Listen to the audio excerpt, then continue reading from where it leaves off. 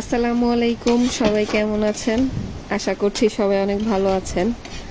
আলহামদুলিল্লাহ আমিও আছি মোটামুটি। আজকে আমি অনেক দিন পর নিজের হাতে ডিম ভুনা করব। এর আগেও করেছি, আজকে বেশ অনেক দিন পর, কয়েক মাস পর আবার করছি। আপনারা দেখতেই পাচ্ছেন যে আমি প্রথমেই পেঁয়াজ কুচি, মরিচ দিয়ে আর একটু আলু কুচি করে নিয়েছি। আলুটা আমি ওই যে এটারে কি বলে, কুচানো যে মেশিন থাকে ওই মেশিন দিয়ে আমি কুচিয়ে নিয়েছি। এখন হচ্ছে যে এগুলা একটু ভাজা ভাজা করব, হলুদ দিয়ে মরিচ দিয়ে এগুলো একটু ভাজা ভাজা করে তারপরে ডিমটা দিব। দেখতেই থাকুন।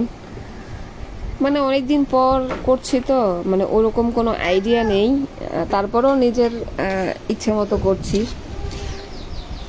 জানি না কেমন হবে, খাওয়ার পরে বোঝা যাবে আসলে কেমন হয়। আমাদের আবার ঝালটা একটু বেশি খায় সবাই, তো কাঁচা মরিচও দিয়েছি, এখানে একটু শুকনো মরিচও দিয়েছি। একটু ভাজা ভাজা করে নিব, এখন রেখে দেব কয়েক মিনিট যেন পেঁয়াজ মরিচ এগুলো ভাজা হয়।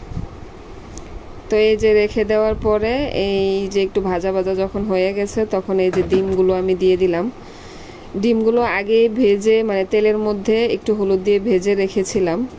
এখন এটা একটু দিয়ে দিচ্ছি, নাড়াচাড়া করে দিচ্ছি।